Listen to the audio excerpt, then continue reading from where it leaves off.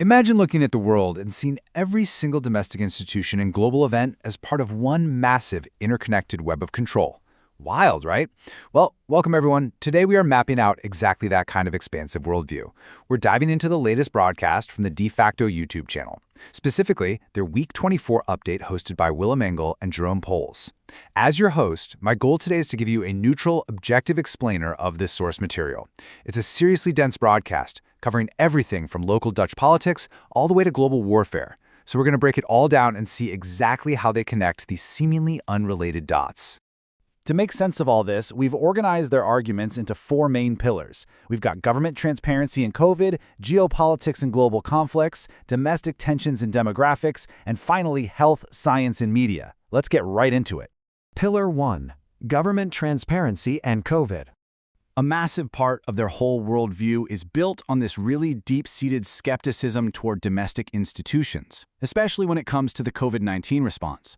You know how the mainstream media reports that the Outbreak Management Team, the OMT, keeps their minutes secret just so experts can discuss things freely? Yeah, well, the hosts absolutely reject that. They claim it's actually a cover-up. They're saying it hides the fact that the NCTV, the Dutch National Coordinator for Security and Counterterrorism, was the one literally dictating policy. In their eyes, the scientists were basically just there to pour a scientific sauce over the NCTV's mandates. And they make this super personal. Just listen to how Jeroen describes the head of the NCTV, Peter Albersberg. He says, he was the spider in the web. He controlled everyone, but also critics of the regime had to be suppressed. So they definitely don't see the NCTV as just some standard government facilitator. To them, it's a central controlling force that actively worked to suppress anyone who dared to criticize what they call the regime. To back up this whole surveillance state idea, they point out a really rapid escalation. Consider the timeline they propose. They note a military unit was actually set up in December 2019. Then, by March 2020, the military is seeking a mandate to process citizen data. And by September? Well, they allege covert monitoring of citizens' social media was already in full swing, way before any official legal mandate actually existed. So, to the hosts, this is hard proof of an illegal spying apparatus being turned directly against the domestic population.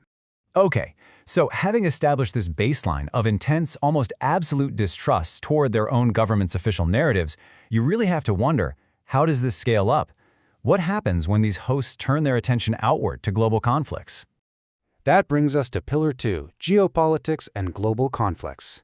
When they look at the rest of the world, they start connecting some really disparate flashpoints. We're talking about the military expanding barracks in Zeewald for 6,000 troops, university students at TU Delft building drone parts for Ukraine, all the way to alleged EU election manipulation in Armenia and the rapid deindustrialization of France and Germany. To the hosts, none of this is a coincidence.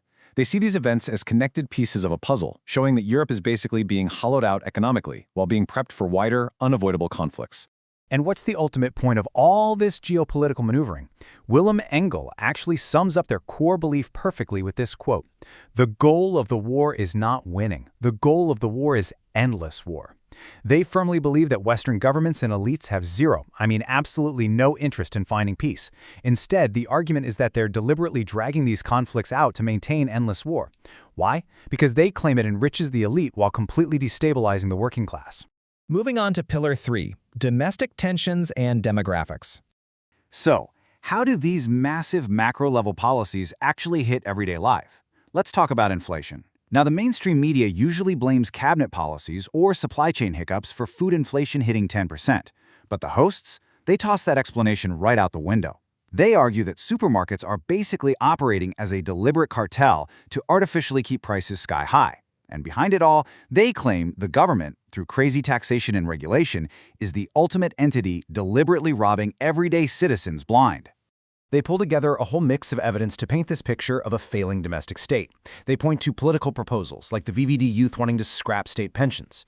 They're also super outraged over the use of Smurf paint in water cannons, which literally marks protesters so the police can track them later. Add in local politicians resigning en masse, which they claim is just dodging corruption probes, and plummeting purchasing power, which they say is proven by all those unsold major festival tickets. Put it all together, and they see a state actively squeezing its citizens. Which leads us directly into one of their most controversial and heavily emphasized points. They look at demographic stats, like certain European countries creeping toward a 20% foreign-born population, but they don't see natural migration. Not at all. They use the term omvolking, or demographic replacement, and they define this as an intentional, highly profitable human trafficking operation run by NGOs and massive corporations. This is obviously a huge departure from the mainstream.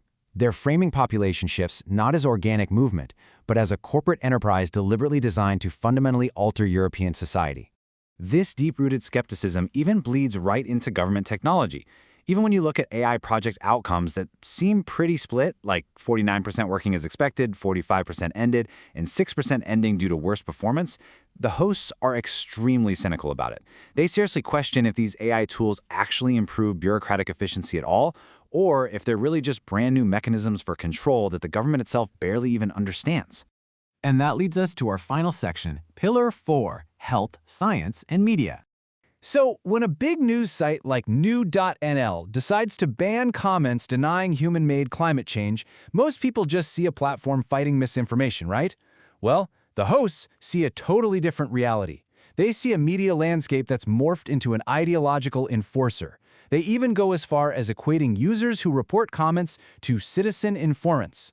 Their argument is that platforms like new.nl aren't actually news sites anymore, they're opinion platforms, forcing a radical ideology onto the public. Now, a huge chunk of their broadcast focuses on COVID-19 vaccines, and they lay out this very specific legal and biological argument. It goes like this.